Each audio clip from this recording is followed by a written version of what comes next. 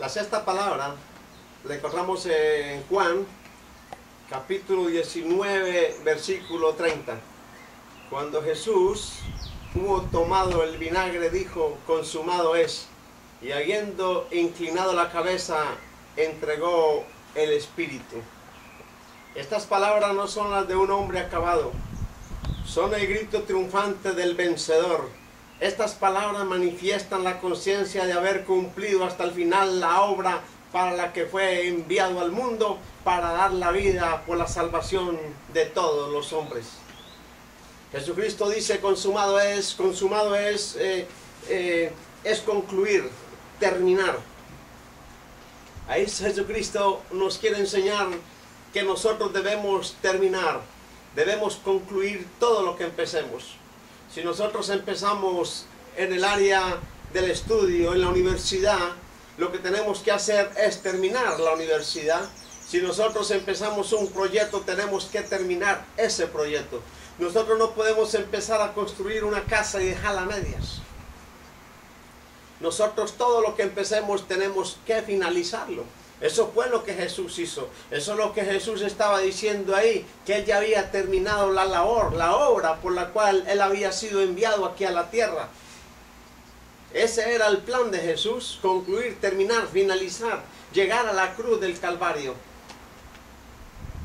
El apóstol dice: no pretendo haberlo alcanzado, pero una cosa hago, olvidando lo que queda atrás y extendiéndome a lo que está delante. Yo prosigo a la meta, al premio del supremo llamamiento de Dios en Cristo Jesús, Señor nuestro. Nosotros tenemos que seguir a la meta. Nosotros tenemos que seguir adelante. Nosotros no somos de los que retroceden, dice en Hebreos capítulo 10, versículo 38. Nosotros no somos de los que retroceden para perdición, sino de los que tienen fe para preservación del alma. En la palabra en Filipenses capítulo 1, versículo 6 dice: estando persuadido de esto, que el que empezó en nosotros la buena obra, la perfeccionará hasta el día de Jesucristo.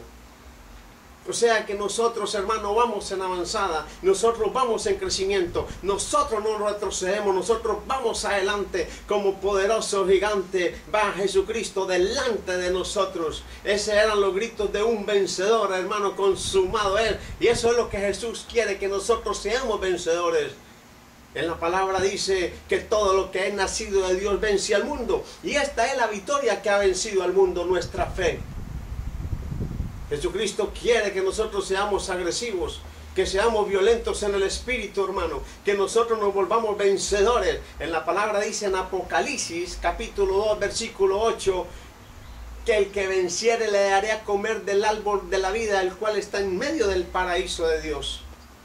En Apocalipsis capítulo 2, versículo 17 dice que el que venciere le daré a comer del maná escondido, y le daré una piedrecita blanca, y en la piedrecita blanca escrito un nombre nuevo, el cual ninguno conoce sino el que lo recibe.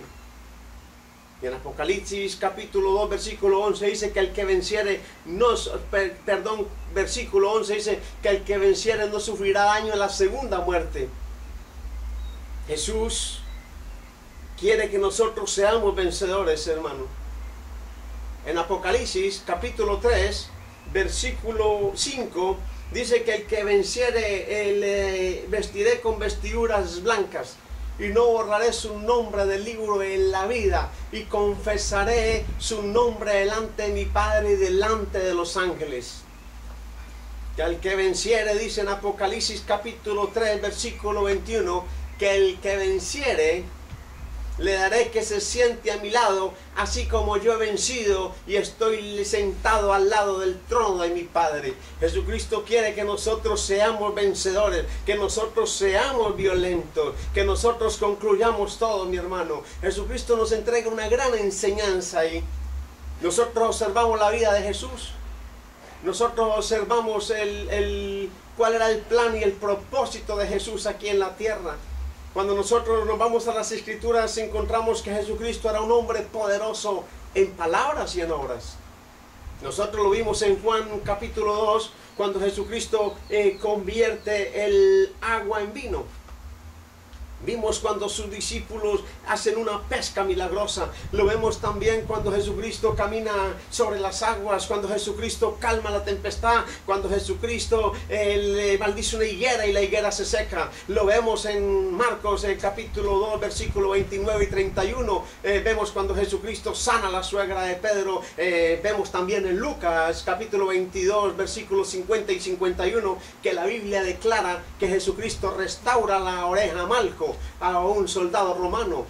Y así nosotros vemos en la Biblia, en Mateo capítulo 9, versículo 18 y 26, que la Biblia declara que Jesucristo sanó a una mujer con flujo de sangre. Y Jesucristo, por donde iba, Él iba a las comunidades, Jesucristo iba a las aldeas, por todos los lugares por donde Jesucristo iba, y Jesucristo imponía las manos y los enfermos eran sanos. Nosotros vemos que Jesucristo echaba a los demonios, hermano. Nosotros vemos que Jesucristo, mi hermano, sana un poseso en Capernaum, sana un poseso en Gerasa, recuerden cuando Jesús sana el poseso mudo. Vemos también cuando Jesucristo sana al hombre con la mano seca.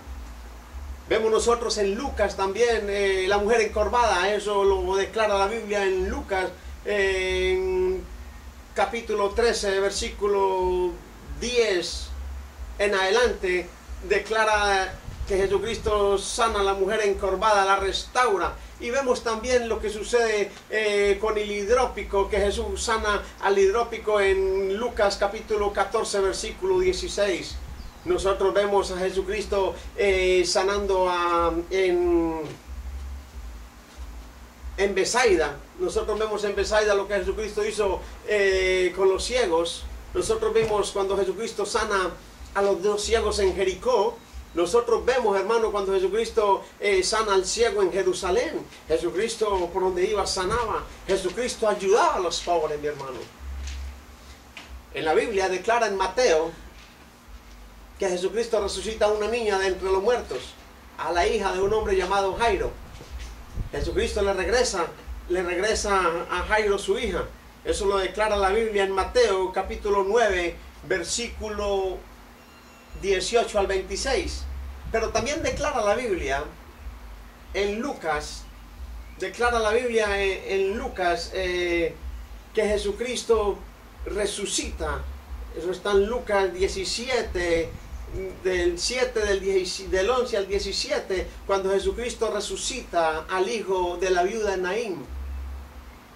En Juan también lo vemos. En Juan vemos en capítulo 11, versículo, por ahí está en capítulo 11, versículo 38 al 45, cuando Jesucristo resucita a un hombre después de 4 días. A Lázaro lo resucita de entre los muertos, se lo entrega a María y a Marta, sus hermanas, se lo entrega con vida. O sea que Jesucristo, hermano, resucitaba, Jesucristo sanaba a los enfermos, Jesucristo por donde iba restaurando, sanando. Pero yo te quiero decir algo hoy, no era el principal propósito de Jesús. El principal propósito de Jesús no era ese era un plan y un propósito que Dios tenía, pero estaba dentro de lo que Jesús, dentro de la misión que Dios le había encomendado a Jesús aquí en la tierra. O sea que el principal propósito de Jesucristo era la cruz. El principal propósito de Jesucristo era derramar su sangre. El principal propósito de Jesucristo era morir en la cruz. Y nosotros tenemos también un propósito, hay un plan, un propósito en la vida de cada uno de nosotros. En la palabra dice en Juan, no me elegisteis vosotros a mí, sino que yo os elegí a vosotros y os he puesto para que vayáis y lleváis fruto y vuestro fruto permanezca, para que todo lo que pidierais al Padre en mi nombre, Él os lo dé. O sea que el plan de Dios es que nosotros llevemos fruto, que nosotros prediquemos el Evangelio a toda criatura, porque dice en la palabra que es bueno y agradable delante de Dios, que quiere que todos los hombres sean salvos y vengan al conocimiento de la verdad. Eso es lo que Dios quiere, que nosotros concluyamos, que nosotros terminemos ese plan y ese propósito que hay en nuestra vida. Y nosotros todos tenemos una razón de ser, por cual estamos aquí en el planeta Tierra. Y lo que nosotros necesitamos hacer es ir por todo el mundo y predicar el Evangelio a toda criatura. Dios te bendiga.